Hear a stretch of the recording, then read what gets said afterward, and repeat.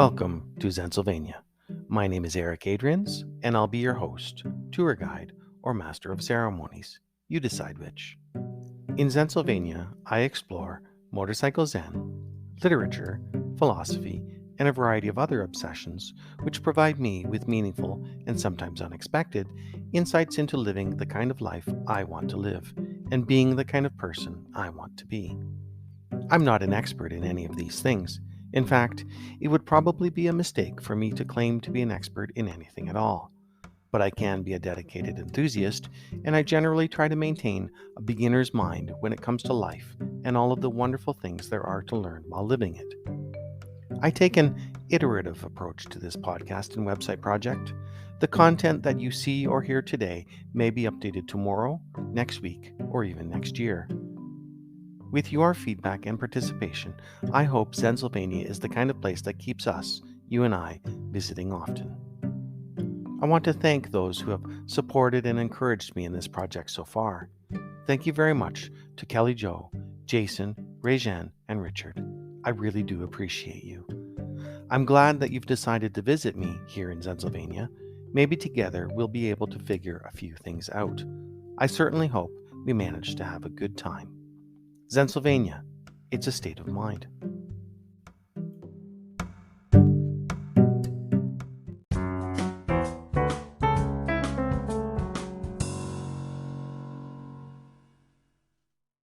Thank you for joining me in this part of Zensylvania.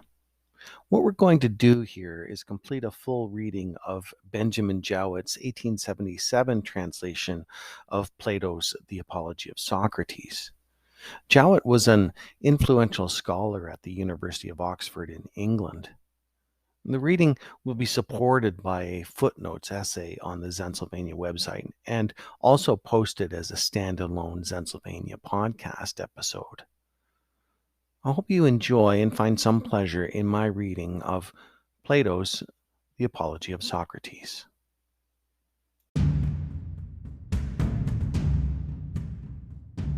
How you have felt, O men of Athens, at hearing the speeches of my accusers, I cannot tell. But I know that their persuasive words almost made me forget who I was. Such was the effect of them. And yet, they have hardly spoken a word of truth. But many as their falsehoods were, there was one of them which quite amazed me. I mean, when they told you to be upon your guard, and not to let yourself be deceived by the force of my eloquence. They ought to have been ashamed of saying this, because they were sure to be detected as soon as I opened my lips and displayed my deficiency. They certainly did appear to be most shameless in saying this, unless by the force of eloquence they mean the force of truth. For then I do indeed admit that I am eloquent, but in how different a way from theirs. Well, as I was saying, they have hardly uttered a word, or not more than a word of truth, but you shall hear from me the whole truth, not, however, delivered after their manner in a set oration duly ornamented with words and phrases. No, indeed, but I shall use the words and arguments which occur to me at the moment. For I am certain that this is right, and that at my time of life I ought not to be appearing before you, O men of Athens, in the character of a juvenile orator. Let no one expect this of me. I must beg of you to grant me one favor, which is this. If you hear me using the same words in my defense, which I have been in the habit of using, and which most of you may have heard in the agora and at the tables of the money changers or anywhere else, I would ask you not to be surprised at this, and not to interrupt me. For I am more than 70 years of age, and this is the first time that I have ever appeared in a court of law, and I am quite a stranger to the ways of the place, and therefore I would have you regard me as if I were really a stranger whom you would excuse if he spoke in his native tongue and after the fashion of his country. That I think is not an unfair request. Never mind the manner, which may or may not be good, but think only of the justice of my cause, and give heed to that. Let the judge decide justly, and the speaker speak truly. And first, I have to reply to the older charges and to my first accusers, and then I will go on to the later ones. For I have had many accusers who accused me of old, and their false charges have continued during many years. And I am more afraid of them than of Anytus and his associates, who are dangerous too in their own way. But far more dangerous are those who began when you were children and took possession of your minds with their falsehoods, telling of one Socrates, a wise man who speculated about the heaven above and searched into the earth beneath and made the worse appear the better cause. These are the accusers whom I dread, for they are the circulators of this rumor, and their hearers are too apt to fancy that speculators of this sort do not believe in the gods. And they are many, and their charges against me are of ancient date, and they made them in days when you were impressible, in childhood, or perhaps in youth. And the cause, when heard, went by default, for there were none to answer. And hardest of all, their names I do not know and cannot tell, unless in the chance of a comic poet. But the main body of these slanderers, who from envy and malice have wrought upon you, and there are some of them who are convinced themselves and impart their convictions to others. All these, I say, are most difficult to deal with, for I cannot have them up here and examine them, and therefore I must simply fight with shadows in my own defense, and examine when there is no one who answers. I will ask you then to assume with me, as I was saying, that my opponents are of two kinds, one recent, the other ancient, and I hope that you will see the propriety of my answering the latter first. For these latter accusations you heard long before the others, and much oftener. Well then, I will make my defense, and I will endeavor in the short time which is allowed to do away with this evil opinion of me which you have held for such a long time. And I hope I may succeed, if this be well for you and me, and that my words may find favor with you. But I know that to accomplish this is not easy. I quite see the nature of my task. Let the event be as God wills. In obedience to the law, I make my defense. I will begin at the beginning and ask what the accusation is which has given rise to this slander of me, and which has encouraged Meletus to proceed against me. What do the slanderers say? They shall be my prosecutors, and I will sum up their words in an affidavit. Socrates is an evildoer and a curious person who searches into things under the earth and in heaven, and he makes the worse appear the better cause, and he teaches the aforesaid doctrines to others. That is the nature of the accusation, and that is what you have seen yourselves in the comedy of Aristophanes, who has introduced a man whom he calls Socrates, going about and saying that he can walk in the air, and talking a deal of nonsense concerning matters of which I do not pretend to know either much or little. Not that I mean to say anything disparaging of anyone who is a student of natural philosophy. I should be very sorry if Meletus could lay that to my charge. But the simple truth is, O Athenians, that I have nothing to do with these studies. Very many of those here present are witness to the truth of this, and to them I appeal. Speak then, you who have heard me, and tell your neighbors whether any of you have ever known me hold forth in few words or in many upon matters of this sort. You hear their answer, and from what they say of this you will be able to judge of the truth of the rest. As little foundation is there for the report that I am a teacher and take money. That is no more true than the other. Although, if a man is able to teach, I honor him for being paid.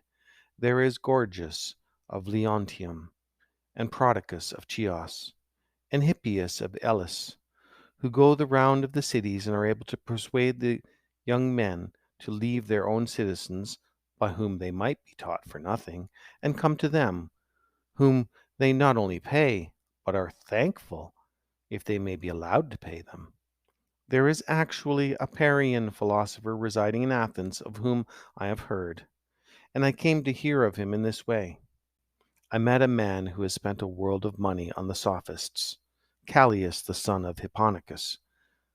And knowing that he had sons, I asked him, Callias, I said, if your 2 sons were foals or calves, there would be no difficulty in finding someone to put over them. We should hire a trainer of horses or a farmer probably who would improve and perfect them in their own proper virtue and excellence. But as they are human beings, whom are you thinking of placing over them? Is there anyone who understands human and political virtue? You must have thought about this as you have sons. Is there anyone? There is, he said. Who is he? Said I. And of what country? And what does he charge? Evenus, the Parian, he replied. He is the man, and his charge is 5 minae. Happy is Evenus, I said to myself, if he really has this wisdom and teaches at such a modest charge. Had I the same, I should have been very proud and conceited, but the truth is that I have no knowledge of the kind, O Athenians. I dare say that someone will ask the question, why is this, Socrates, and what is the origin of these accusations of you? For there must have been something strange which you have been doing. All this great fame and talk about you would never have arisen if you had been like other men. Tell us, then, why this is, as we should be sorry to judge hastily of you. Now, I regard this as a fair challenge, and I will endeavor to explain to you the origin of this name of wise and of this evil fame. Please to attend, then. And although some of you may think I am joking, I declare that I would tell you the entire truth. Men of Athens, this reputation of mine has come of a certain sort of wisdom which I possess. If you ask me what kind of wisdom, I reply, such wisdom as is attainable by man, for to that extent I am inclined to believe that I am wise, whereas the persons of whom I was speaking have a superhuman wisdom, which I may fail to describe because I have it not myself. And he who says that I have speaks falsely and is taking away my character. And here, O men of Athens, I must beg you not to interrupt me, even if I seem to say something extravagant. For the word which I will speak is not mine. I will refer you to a witness who is worthy of credit, and will tell you about my wisdom, whether I have any, and of what sort. And that witness shall be the god of Delphi. You must have known Sheriffan. He was a friend of mine and also a friend of yours, for he shared in the exile of the people and returned with you. Well, Sheriffan, as you know, was very impetuous in all his doings, and he went to Delphi and boldly asked the oracle to tell him whether, as I was saying, I must beg you not to interrupt. He asked the oracle to tell him whether there was anyone wiser than I was. And the Pythian prophetess answered that there was no man wiser. Cherifin is dead himself, but his brother, who is in court, will confirm the truth of this story.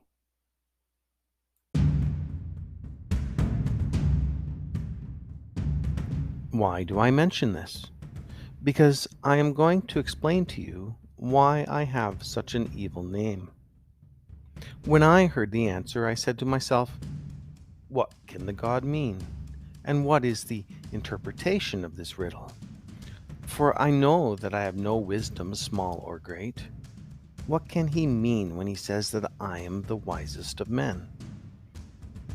And yet he is a god and cannot lie. That would be against his nature. After a long consideration, I at last thought of a method of trying the question. I reflected that if I could only find a man wiser than myself, then I might go to the god with a refutation in my hand.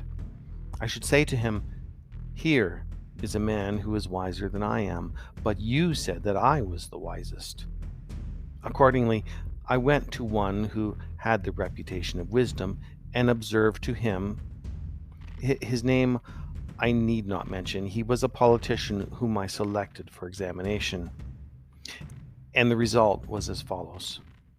When I began to talk with him, I could not help thinking that he was not really wise, although he was thought wise by many and wiser still by himself. And I went and I tried to explain to him that he thought himself wise, but was not really wise. And the consequence was that he hated me, and his enmity was shared by several who were present and heard me.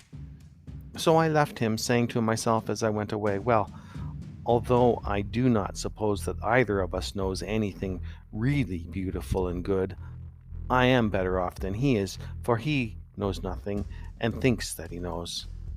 I neither know nor think that I know.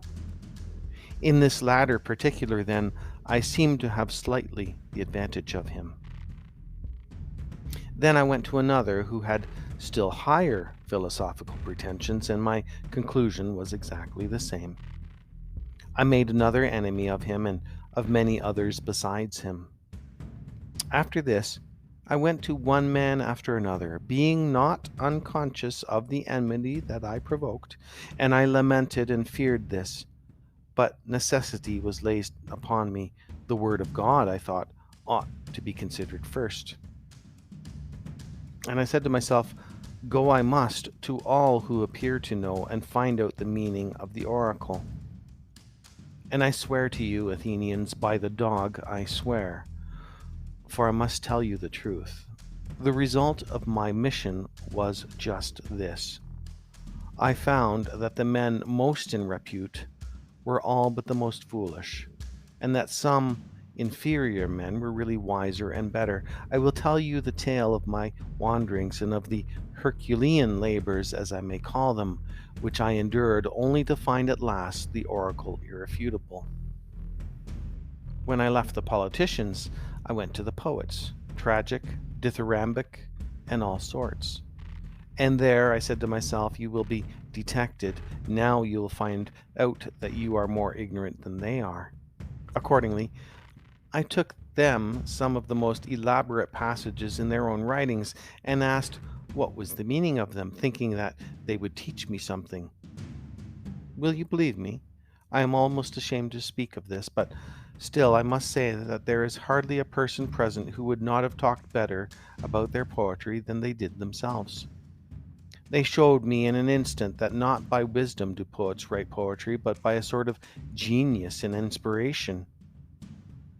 They are like diviners or soothsayers who also say many fine things, but do not understand the meaning of them. And the poets appeared to me to be much in the same case, and I further observed that upon the strength of their poetry they believed themselves to be the wisest of men in other things in which they were not wise. So I departed, conceiving myself to be superior to them for the same reason that I was superior to the politicians. At last I went to the artisans, for I was conscious that I knew nothing at all, as I may say, and I was sure that they knew many fine things, and in this I was not mistaken, for they did know many things of which I was ignorant, and in this they were certainly wiser than I was. But I observed that even the good artisans fell into the same error as the poets. Because they were good workmen, they thought they also knew all sorts of high matters, and this defect in them overshadowed their wisdom. Therefore, I asked myself on behalf of the oracle whether I would like to be as I was, neither having their knowledge nor their ignorance, or like them in both. And I made answer to myself and the oracle that I was better off as I was. This investigation has led to my having many enemies of the worst and most dangerous kind, and has given occasion also to many calumnies, and I am called wise, for my hearers always imagine that I myself possess the wisdom which I find wanting in others. But the truth is, O man of Athens, that God only is wise. And in this oracle he means to say that the wisdom of men is little or nothing. He is not speaking of Socrates, he is only using my name as an illustration, as if he said, He, O men, is the wisest who, like Socrates, knows that his wisdom is in truth worth nothing. And so I go my way, obedient to the God, and make inquisition into the wisdom of anyone, whether citizen or stranger, who appears to be wise. And if he is not wise, then in vindication of the oracle I show him that he is not wise. And this occupation quite absorbs me, and I have no time to give either to any public matter of interest or to any concern of my own. But I am in utter poverty by reason of my devotion to the God.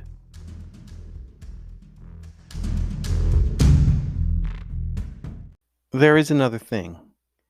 Young men of the richer classes, who have not much to do, come about me of their own accord.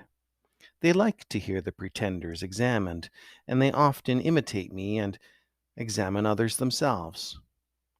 There are plenty of persons, as they soon enough discover, who think that they know something, but really know little or nothing. And then those who are examined by them, instead of being angry with themselves, are angry with me. This confounded Socrates, they say, this villainous misleader of youth. And then if somebody asks them, why, what evil does he practice or teach? They do not know and cannot tell, but in order that they may not appear to be at a loss, they repeat the ready-made charges which are used against all philosophers about teaching things up in the clouds and under the earth, and having no gods, and making the worse appear the better cause. For they do not like to confess that their pretense of knowledge has been detected, which is the truth. And as they are numerous and ambitious and energetic, and are all in battle array, and have persuasive tongues, they have filled your ears with their loud and inveterate calumnies. And this is the reason why my three accusers, Meletus and Anytus and Lycon, have set upon me. Meletus, who has a quarrel with me on behalf of the poets, Anytus on behalf of the craftsmen, Lycon on behalf of the rhetoricians. And as I said at the beginning, I cannot expect to get rid of this mass of calumny all in a moment. And this, O men of Athens, is the truth, and the whole truth. I have concealed nothing, I have dissembled nothing, and yet I know that this plainness of speech makes them hate me. And what is their hatred but a proof that I am speaking the truth? This is the occasion and reason of their slander of me, as you will find out either in this or in any future inquiry. I have said enough in my defense against the first class of my accusers. I turn to the second class, who are headed by Meletus, that good and patriotic man, as he calls himself. And now I will try to defend myself against them. These new accusers must also have their affidavit read. What do they say? Something of this sort: that Socrates is a doer of evil and corrupter of the youth, and he does not believe in the gods of the state, and has other new divinities of his own. That is the sort of charge, and let us now examine the particular counts. He says that I am a doer of evil, who corrupt the youth. But I say, O men of Athens, that Meletus is a doer of evil, and that the evil is that he makes a joke of a serious matter, and is too ready at bringing other men to trial from a pretended zeal and interest about matters in which he really never had the smallest interest. And the truth of this I will endeavor to prove. Come hither, Meletus, and let me ask a question of you. You think a great deal about the improvement of youth? Yes, I do.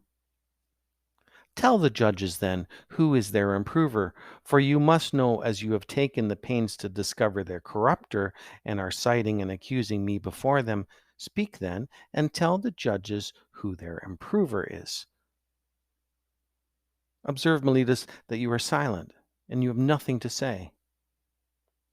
But is not this rather disgraceful and a very considerable proof of what I was saying, that you have no interest in the matter? Speak up, friend, and tell us who their improver is. the laws. But that, my good sir, is not my meaning. I want to know who the person is. Who is the first place knows the laws? The judges, Socrates, who are present in court. What do you mean to say, Meletus, that they are able to instruct and improve youth? Certainly they are. What, all of them? Or some only and not others? All of them. By the goddess, here, that is good news. There are plenty of improvers then. And what do you say of the audience? Do they improve them? Yes, they do. And the senators? Yes, the senators improve them. But perhaps the ecclesiasts corrupt them, or do they too improve them? They improve them. Then every Athenian improves and elevates them, all with the exception of myself, and I alone am their corrupter. Is that what you affirm?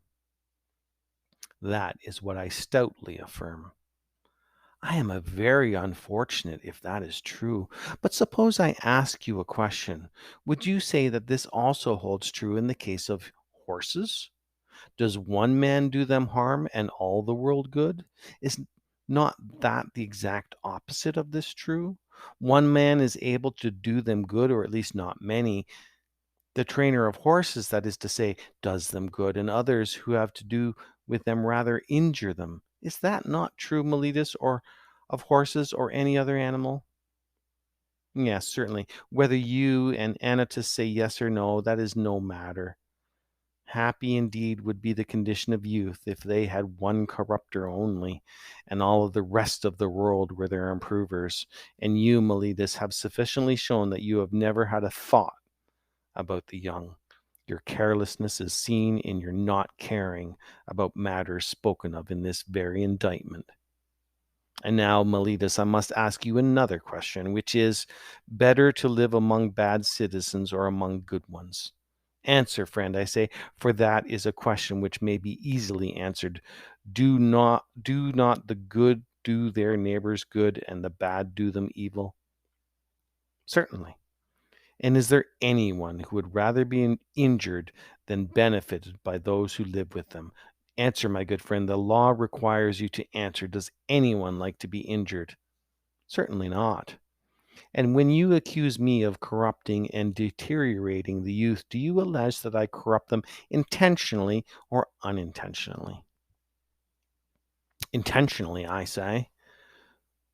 But you have just admitted that the good do their neighbors good and the evil do them evil.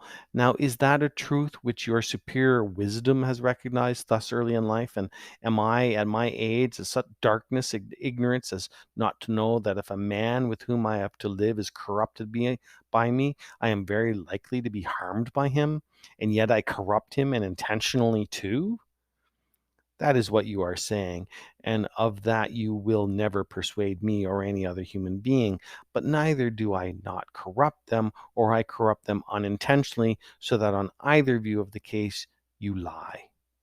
If my offense is unintentional, the law has no cognizance of unintentional offenses. You ought to have taken me privately and warned and admonished me, for if I had been better advised, I should have left off doing what I had only did unintentionally.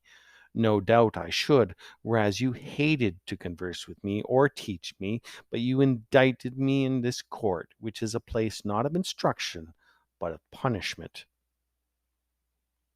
I have shown, Athenians, as I was saying, that Meletus has no care at all, great or small, about the matter. But still, I should like to know, Meletus, in what I am affirmed to corrupt the young. I suppose you mean, as I infer from your indictment, that I teach them not to acknowledge the gods which the state acknowledges, but some other new divinities, or spiritual agencies in their stead. These are the lessons which corrupt the youth, as you say? Yes, that I say emphatically. Then by the gods, Meletus, by whom we are speaking, tell me and the court in somewhat plainer terms what you mean. For I do not as yet understand whether you affirm that I teach others to acknowledge some gods and therefore do believe in gods, and am not an entire atheist, This you do not lay to my charge, but only that they are not the same gods which the city recognizes. The charge is that they are different gods. Or do you mean to say that I am an atheist simply and a teacher of atheism? I mean the latter, that you are a complete atheist. That is an extraordinary statement, Meletus. Why do you say that? Do you mean that I do not believe in the God ahead of the sun of moon, which is the common creed of all men? I assure you, judges, that he does not believe in them, for he says that the sun is stone and the moon earth. Friend Meletus, you think that you are accusing Anaxagoras, and you have but a bad opinion of the judges if you fancy them ignorant to such a degree as not to know that those doctrines are found in the book of Anaxagoras, the Clazomenian, who is full of them. And these are the doctrines which the youth are said to learn of Socrates, when they are not unfrequently exhibitions of them at the theatre. Price of admission 1 drachma at the most, and they might cheaply purchase them and laugh at Socrates if he pretends to father such eccentricities. And so, Meletus, you really think that I do not believe in any god? I swear by Zeus that you believe absolutely in none at all. You are a liar, Meletus. Not believed even by yourself, for I cannot help thinking, O men of Athens, that Meletus is reckless and impudent, and that he has written this indictment in a spirit of mere wantonness and youthful bravado. Has he not compounded a riddle of thinking to try me? He said to himself, I shall see whether this wise Socrates will discover my ingenious contradiction, for whether I shall be able to deceive him and the rest of them. For he certainly does appear to me to contradict himself in the indictment as much as if he said that Socrates is guilty of not believing in the gods, and yet of believing in them, but this purely is a piece of fun. I should like you, O men of Athens, to join me in examining what I conceive to be this inconsistency. And do you, Meletus, answer. And I must remind you that you are not to interrupt me, even if I speak in my accustomed manner. Did ever man, Meletus, believe in the existence of human things and not of human beings? I wish, men of Athens, that he would answer, and not be always trying to get up an interruption. Did ever any man believe in horsemanship and not in horses, or in flute playing and not in flute players? No, my friend, I will answer to you and to the court as you refuse to answer for yourself. There is no man who ever did. But now please to answer the next question. Can a man believe in spiritual and divine agencies and not in spirits or demigods? He cannot. I am glad that I have extracted that answer by the assistance of the court. Nevertheless, you swear in the indictment that I teach and believe in divine or spiritual agencies, new or old, no matter for that. At any rate, I believe in spiritual agency as you say, and swear in the affidavit. But if I believe in divine beings, I must believe in spirits and demigods. Is that not true? Yes, that is true, for I may assume that your silence gives assent to that. Now, what are spirits or demigods? Are they not either gods or the sons of gods? Is that not true? Yes, that is true. But this is just the ingenious riddle of which I was speaking. The demigods or spirits are gods, and you say first that I don't believe in gods, and then again that I do believe in gods, that is, if I believe in demigods. For if the demigods are the illegitimate sons of gods, whether by the nymphs or any other mothers, as is thought, as all men will allow necessarily implies the existence of their parents. You might as well affirm the existence of mules and deny that of horses and asses. Such nonsense, Meletus, could only have been intended by you as a trial of me. You have put this into the indictment because you had nothing real of which to accuse me. But no one who has particle of understanding will ever be convinced by you that the same man can believe in divine and superhuman things and yet not believe that there are gods and demigods and heroes. I have said enough in answer to the charge of Meletus. Any elaborate defense is unnecessary. But as I was saying before, I certainly have many enemies, and this is what will be my destruction if I am destroyed. For that I am certain, not Meletus, nor yet Anytus, but the envy and detraction of the world, which has been the death of many good men, and will probably be the death of many more. There is no danger of my being the last of them.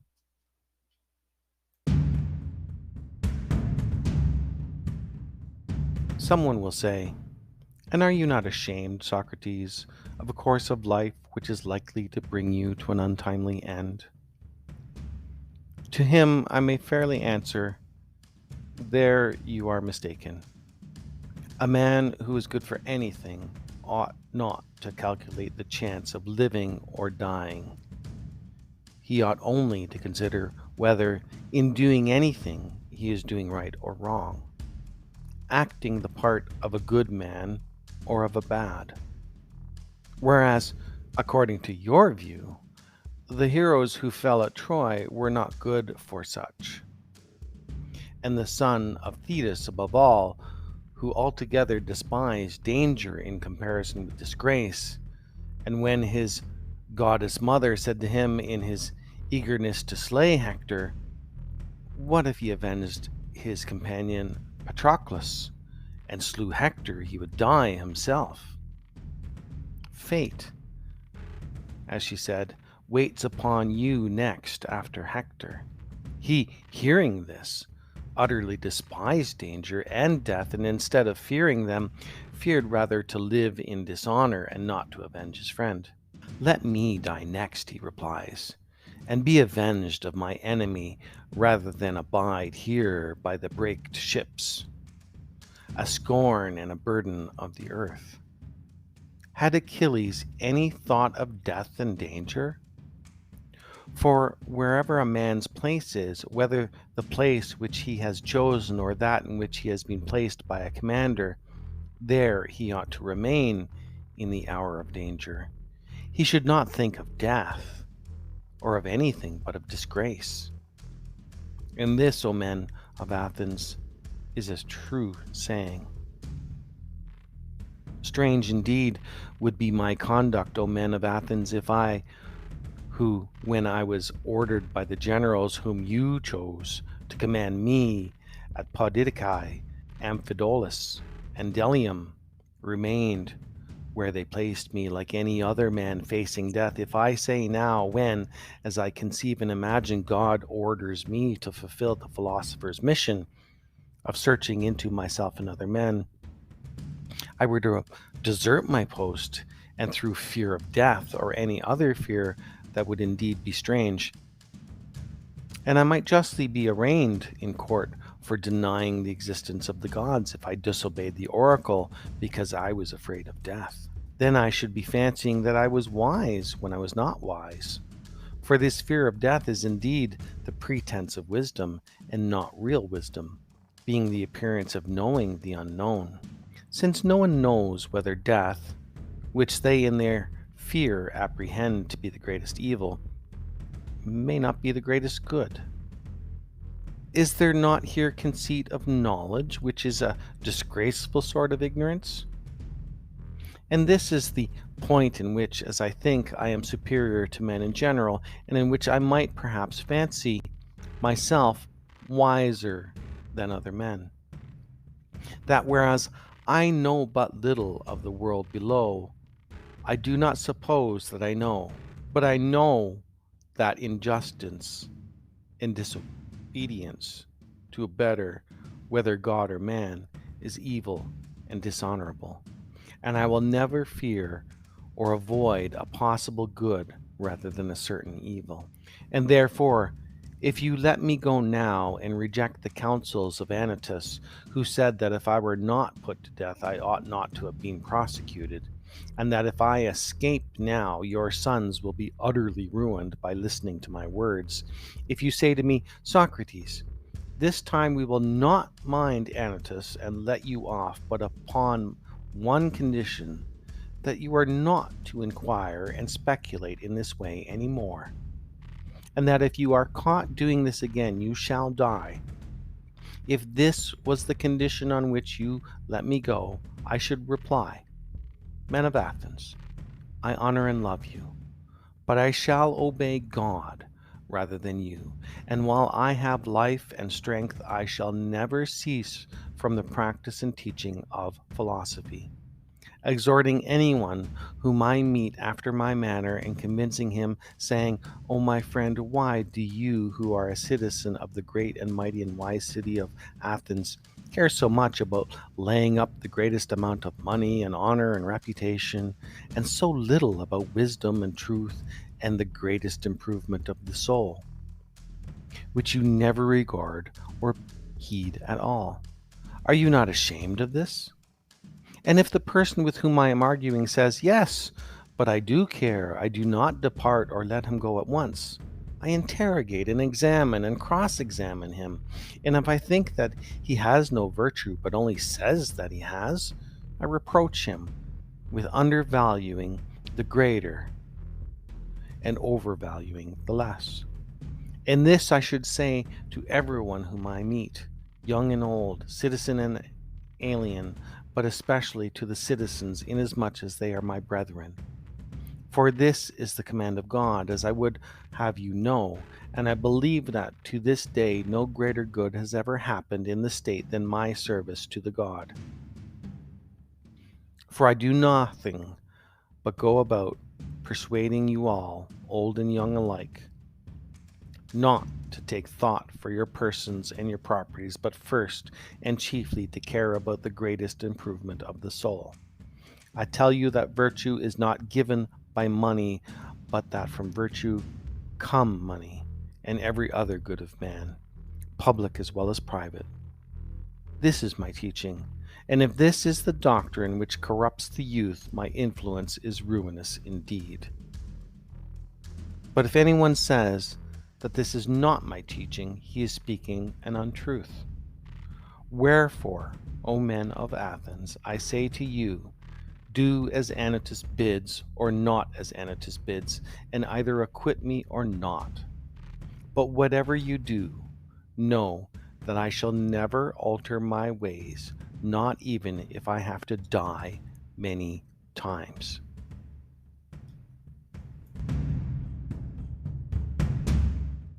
Men of Athens, do not interrupt, but hear me. There was an agreement between us that you should hear me out. And I think that what I'm going to say will do you good. For I have something more to say, at which you may be inclined to cry out. But I beg that you will not do this. I would have you know that, if you kill such a one as I am, you will injure yourselves more than you will injure me. Meletus and Anytus will not injure me. They cannot. For it is not in the nature of things that a bad man should injure a better man than himself. I do not deny that he may, perhaps, kill him, or drive him into exile, or deprive him of civil rights. And he may imagine, and others may imagine, that he is doing him a great injury. But in that I do not agree with him. For the evil of doing as Anytus is doing, of unjustly taking away another man's life, is greater far. And now, Athenians, I am not going to argue for my own sake, as you may think, but for yours, that you may not sin against the God, or lightly reject his boon by condemning me. For if you kill me, you will not easily find another like me, who, if I may use such a ludicrous figures of speech, am a sort of gadfly, given to the state by the God. And the state is like a great and noble steed who is tardy in his motions, owing to his very size, and requires to be stirred into life. I am that gadfly which God has given the state, and all day long and in all places am always fastening upon you, arousing and persuading and reproaching you. And as you will not easily find another like me, I would advise you to spare me.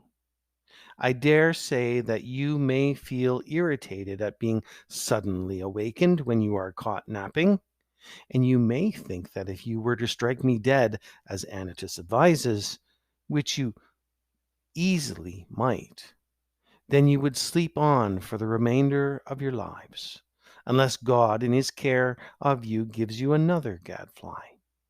And that I am given to you by God is proved by this, that if I had been like other men, I should not have neglected all my own concerns, or patiently seen the neglect of them during all these years, and have been doing yours, coming to you individually like a father or elder brother, exhorting you to regard virtue. This, I say, would not be like human nature. And had I gained anything, or if my exhortations had been paid, there would have been some sense in that. But now, as you will perceive, not even the impudence of my accusers dares to say that I have ever exacted or sought pay of anyone. They have no witness of that, and I have a witness of the truth and what I say. My poverty is a sufficient witness. Someone may wonder why I go about in private giving advice and busying myself with the concerns of others, but do not venture to come forward in public and advise the state. I will tell you the reason of this. You have often heard me speak of an oracle or sign which comes to me, and is the divinity which Meletus ridicules in the indictment. This sign I have had ever since I was a child. The sign is a voice which comes to me and always forbids me to do something which I am going to do, but never commands me to do anything. And this is what stands in the way of my being a politician. And rightly, as I think. For I am certain, O men of Athens, that if I had engaged in politics, I should have perished long ago, and done no good either to you or to myself. And don't be offended at my telling you the truth, for the truth is that no man who goes to war with you or any other multitude, honestly struggling against the commission of unrighteousness and wrong in the state, will save his life. He who will really fight for the right, if he would live even for a little while, must have a private station and not a public one. I can give you as proofs of this not only words, but deeds, which you value more than words.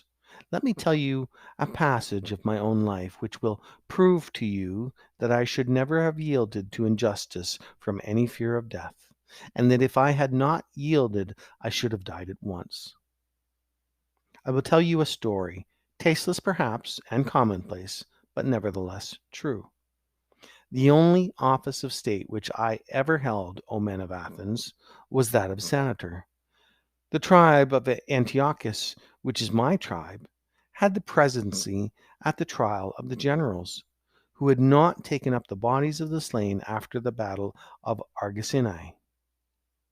And you proposed to try them all together, which was illegal, as you all thought afterwards. But at the time, I was the only one of the Prytanes who was opposed to the illegality, and I gave my vote against you. And when the orators threatened to impeach and arrest me and have me taken away, and you called and shouted, I made up my mind that I would run the risk, having law and justice with me, rather than take part in your injustice, because I feared imprisonment and death. This happened in the days of the democracy. But when the oligarchy of the 30 was in power, they sent for me and 4 others into the rotunda, and bade us bring Leon the Salaminian from Salamis, as they wanted to execute him. This was a specimen of the sort of commands which they were always giving with the view of implicating as many as possible in their crimes.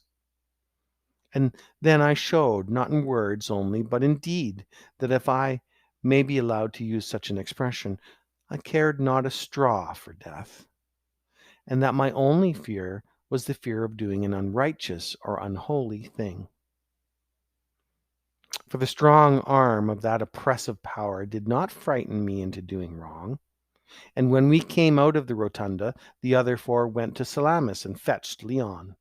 But I went quietly home, for which I might have lost my life, had not the power of the 30 shortly afterwards come to an end.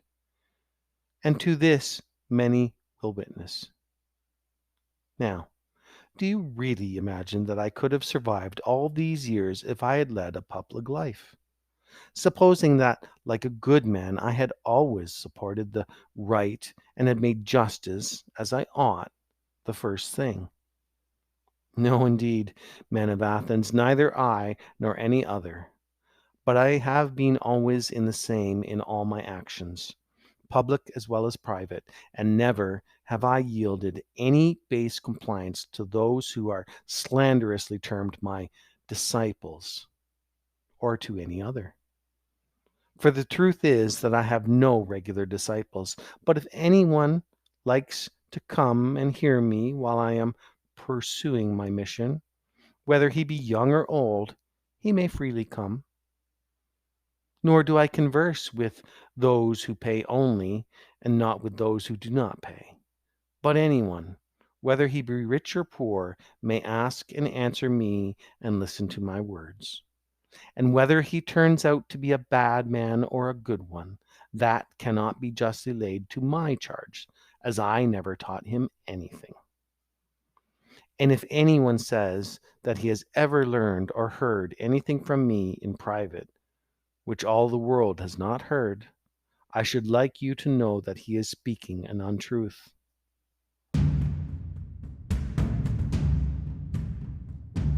But I shall be asked, why do people delight in continually conversing with you? I have told you already, Athenians, the whole truth about this. They like to hear the cross-examination of the pretenders to wisdom. There is amusement in this, and this is a duty which the god has imposed upon me, and I am assured by oracles, visions, and in every sort of way in which the will of divine power was ever signified to anyone.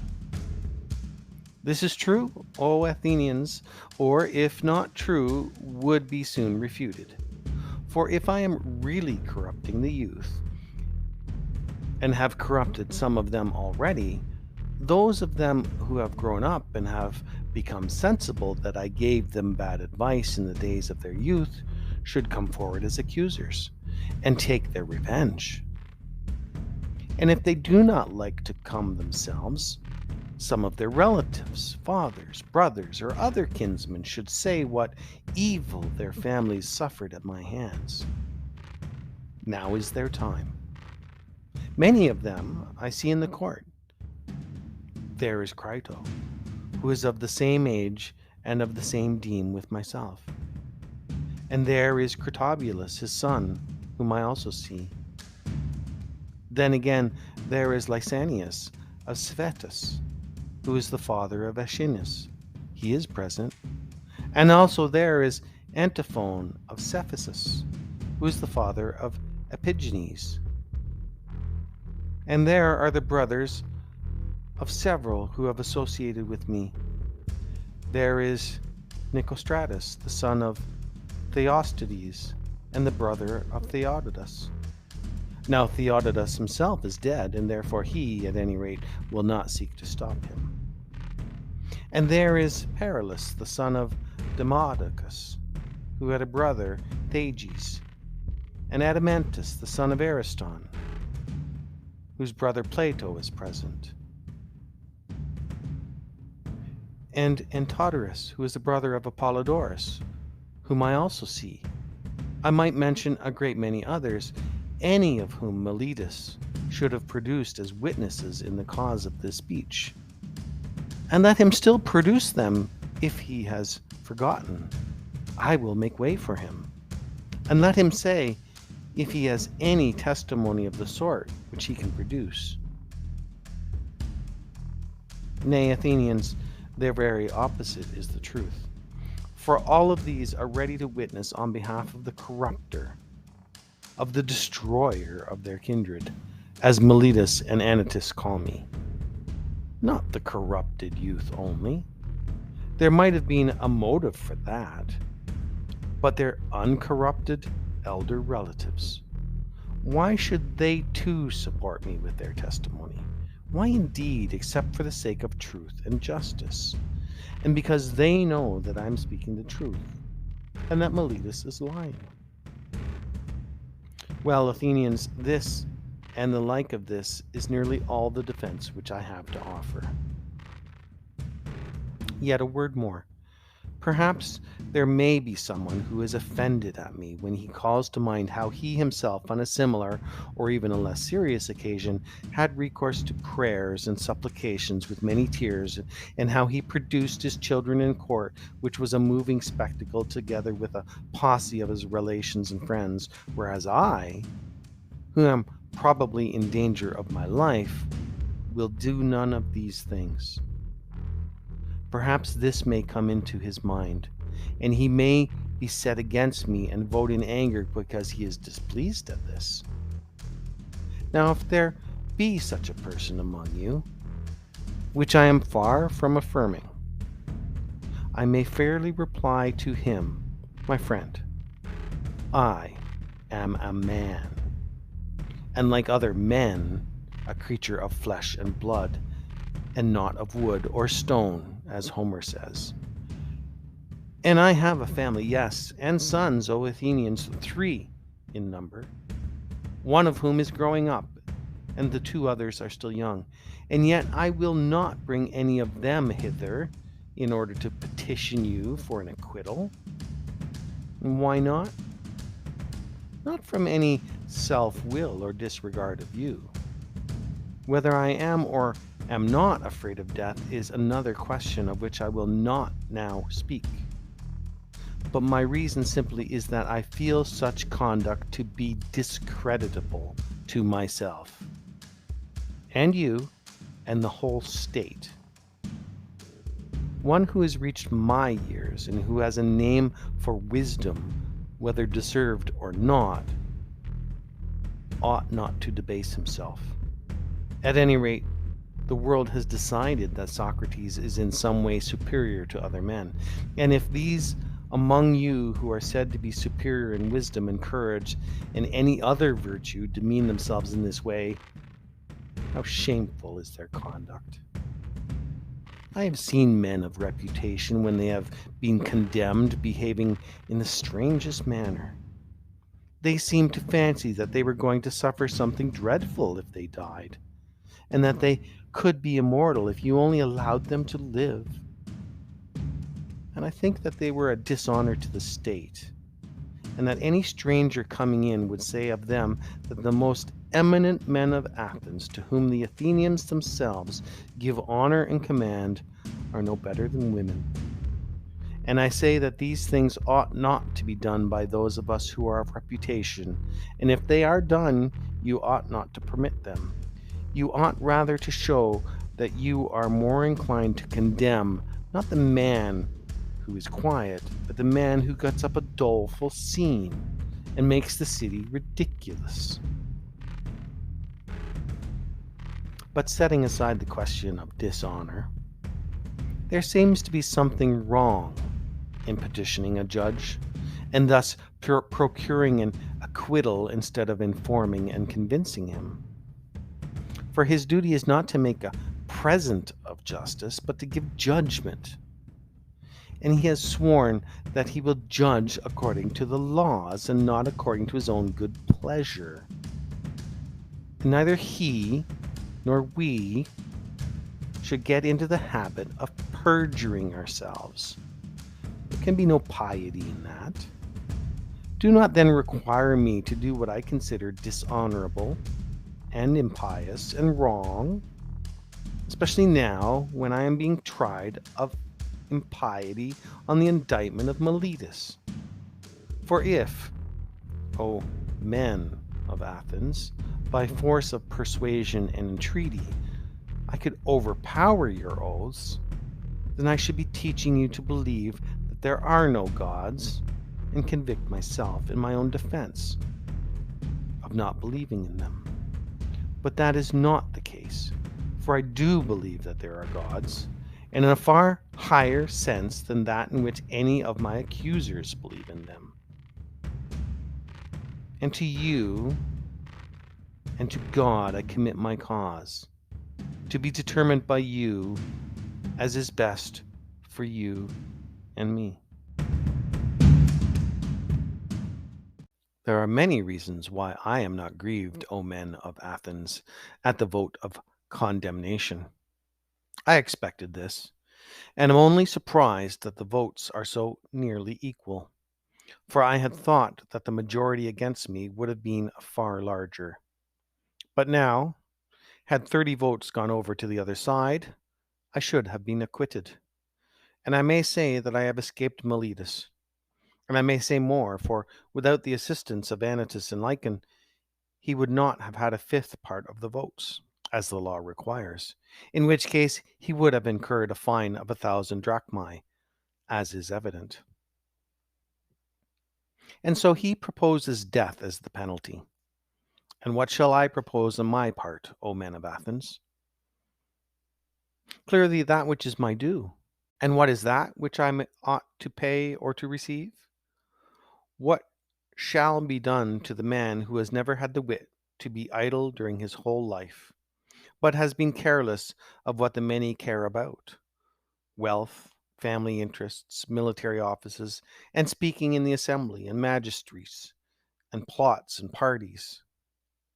Reflecting that I was really too honest a man to follow in this way and live, I did not go where I could do no good to you or to myself, but where I could do the greatest good privately to every one of you. Thither I went, and sought to persuade every man among you that he must look to himself and seek virtue and wisdom before he looks to his private interests, and to look to the state before he looks to the interests of the state, and that this should be the order which he observes in all his actions. What shall be done to such a one? Doubtless some good thing, O men of Athens, if he has his reward, and the good should be a kind of suitable to him. What would be a reward suitable to a poor man who is your benefactor, who desires leisure that he may instruct you? There can be no more fitting reward than maintenance in the Prytaneum, O men of Athens, a reward which he deserves far more than the citizen who has won the prize at Olympia in the horse or chariot race, whether the chariots were drawn by 2 horses or by many. For I am in want, and he has enough, and he only gives you the appearance of happiness, and I give you the reality. And if I am to estimate the penalty justly, I say that maintenance in the Prytaneum is the just return. Perhaps you may think I am braving you in saying this, as in what I said before about the tears and prayers, but that is not the case. I speak rather because I am convinced that I never intentionally wronged anyone, although I cannot convince you of that. For we have had a short conversation only. But if there were a law at Athens, such as there is in other cities, that a capital cause should not be decided in one day, then I believe that I should have convinced you. But now the time is short. I cannot, in a moment, refute great slanders. And as I am convinced that I never wronged another, I will assuredly not wrong myself. I will not say of myself that I deserve any evil or propose any penalty. Why should I? Because I am afraid of the penalty of death which Miletus proposes? When I do not know whether death is a good or an evil, why should I propose a penalty which would certainly be an evil? shall I say, imprisonment? And why should I live in prison and be the slave of the magistrates of the year of the 11? Or shall the penalty be a fine and imprisonment until the fine is paid? There's the same objection. I should have to lie in prison for money I have none and I cannot pay. And if I say exile, and this may possibly be the penalty which you affix, I must indeed be blinded by the love of life if I were to consider that when you, who are my own citizens, cannot endure my discourses and words, and have found them so grievous and odious that you would fain have done with them, others are likely to endure me. No, indeed, men of Athens, that is not very likely. And what a life should I lead at my age, wandering from city to city, living in ever-changing exile and always being driven out? For I am quite sure that into whatever place I go, as here, so also there, the young men will come to me, and if I drive them away, their elders will drive me out at their desire. And if I let them come, their fathers and friends will drive me out for their sakes. Someone will say, "Yes, Socrates, but cannot you hold your tongue? And then you may go into a foreign city and no one will interfere with you." Now I have great difficulty in making you understand my answer to this. For if I tell you that this would be a disobedience to a divine command, and therefore that I cannot hold my tongue, you will not believe that I'm serious.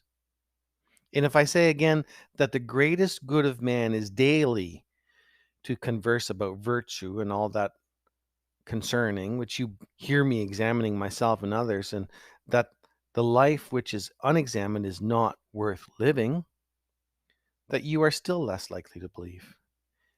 And yet, what I say is true, although a thing of which it is hard for me to persuade you. Moreover, I am not accustomed to think that I deserve any punishment. Had I money, I might have proposed to give you what I had, and have been none the worse. But you see that I have none, and can only ask you to proportion the fine to my means. However, I think that I could afford a mina, and therefore I propose that penalty. Plato, Crito, Critobulus, and Apollodorus, my friends here, bid me say 30 minae, and they will be the sureties. Well, then say 30 minae. Let that be the penalty. For that, they will be ample security to you.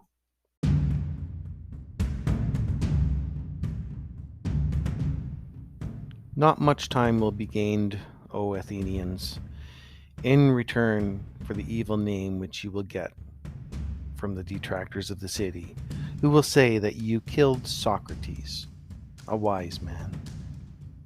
For they will call me wise even although I am not wise, when they want to reproach you.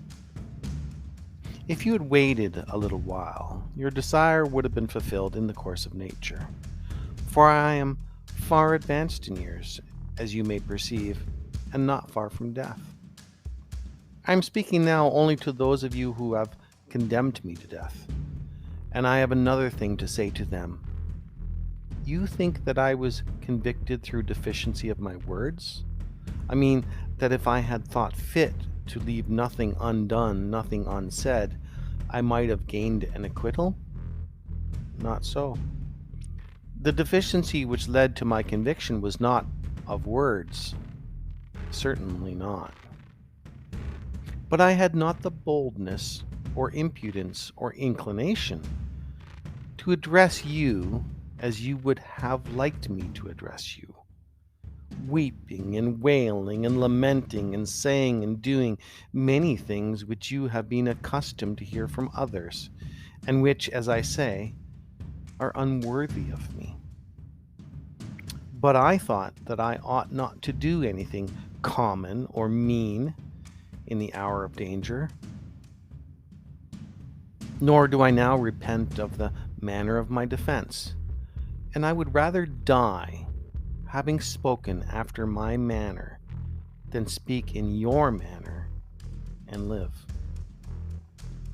For neither in war, nor yet at law, ought any man to use every way of escaping death. For often in battle there is no doubt that if a man will throw away his arms and fall on his knees before his pursuers, he may escape death. And in other dangers there are other ways of escaping death, if a man is willing to say and do anything. The difficulty, my friends, is not in avoiding death, but in avoiding unrighteousness. For that runs faster than death. I am old and move slowly, and the slower runner has overtaken me. And my accusers are keen and quick, and the faster runner, who is unrighteousness, has overtaken them. And now I depart hence, condemned by you to suffer the penalty of death.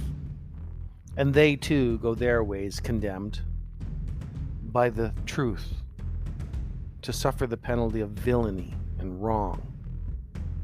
And I must abide by my award. Let them abide by theirs. I suppose that these things may be regarded as fated, and I think that they are well. And now, O men who have condemned me, I would fain prophesy to you, for I am about to die, and that is the hour in which men are gifted with prophetic power. And I prophesy to you, who are my murderers, that immediately after my death, punishment far heavier than you have inflicted on me will surely await you. Me you have killed because you wanted to escape the accuser and not to give an account of your lives. But that will not be as you suppose, far otherwise. For I say that there will be more accusers of you than there are now, accusers whom hitherto I have restrained. And as they are younger, they will be more severe with you, and you will be more offended at them. For if you think that by killing men you can avoid the accuser censuring your lives, you are mistaken. That is not a way of escape which is either possible or honorable. The easiest and noblest way is not to be crushing others, but to be improving yourselves. This is the prophecy which I utter before my departure to the judges who have condemned me. Friends who would have acquitted me, I would like also to talk with you about this thing which has happened. While the magistrates are busy, and before I go to the place at which I must die, stay then a while, for we may as well talk with one another while there is time. You are my friends, and I should like to show you the meaning of this event which has happened to me. Oh, my judges, for you I may truly call judges, I should like to tell you of a wonderful circumstance. Hitherto, the familiar oracle within me has constantly been in the habit of opposing me even about trifles, if I was going to make a slip or error about anything. And now, as you see, there has come upon me that which may be thought and is generally believed to be the last and worst evil. But the oracle made me no sign of opposition, either as I was leaving my house and going out in the morning, or when I was going up into the court, or while I was speaking at anything which I was going to say. And yet I have often been stopped in the middle of a speech. But now, in nothing I either said or did touching this matter has the oracle opposed me. What do I take to be the explanation of this? I will tell you. I regard this as a proof that what has happened to me is a good, and that those of us who think that death is an evil are in error. This is a great proof to me of what I am saying, for the customary sign would surely have opposed me had I been going to evil and not to good. Let us reflect in another way, and we shall see that there is a great reason to hope that death is a good. For one of two things: either death is a state of nothingness and utter unconsciousness, or, as men say, there is a change and migration of the soul from this world to another. Now, if you suppose that there is no consciousness but a sleep, like the sleep of him who is undisturbed even by the sight of dreams, death will be an unspeakable gain.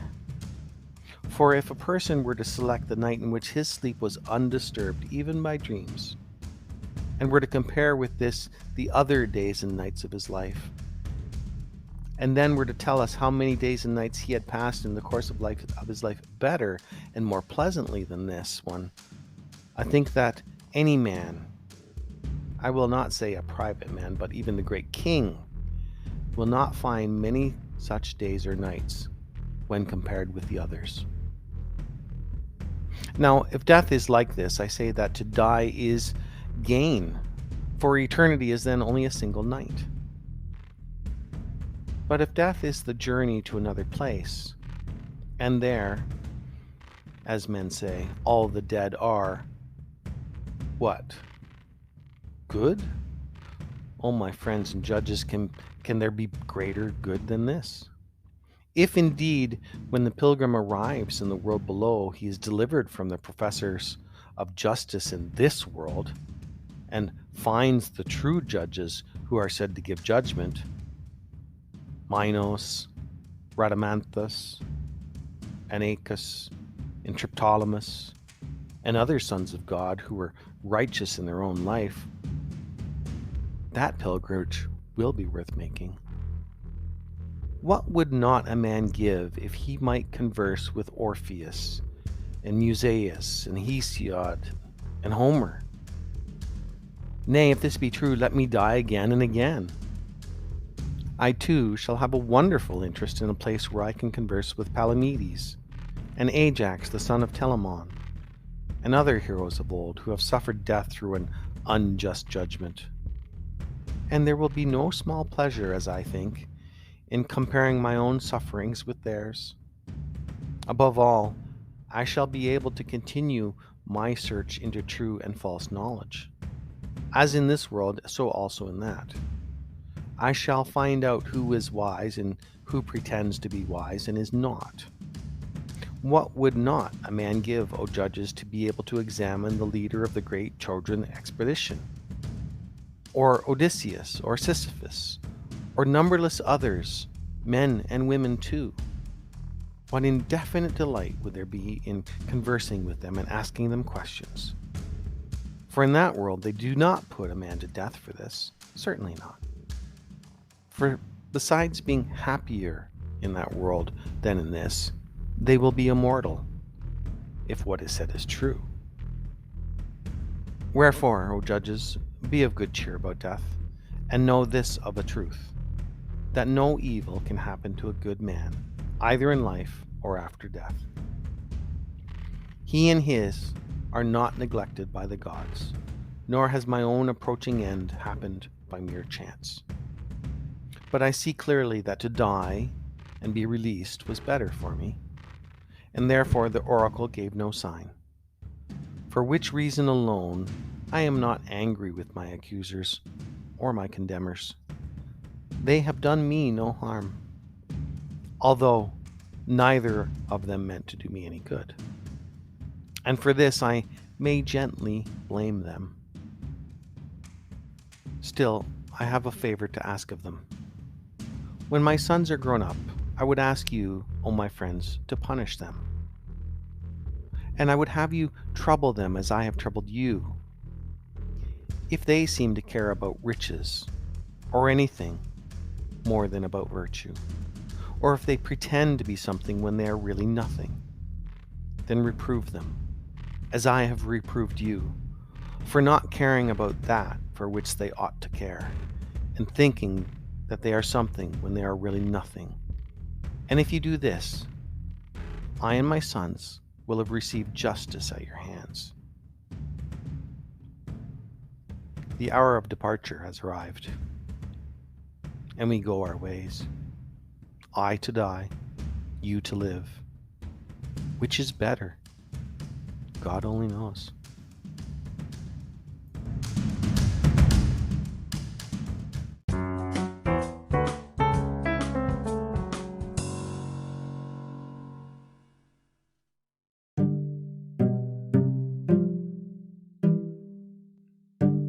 Thank you for joining me in this part of Zensylvania.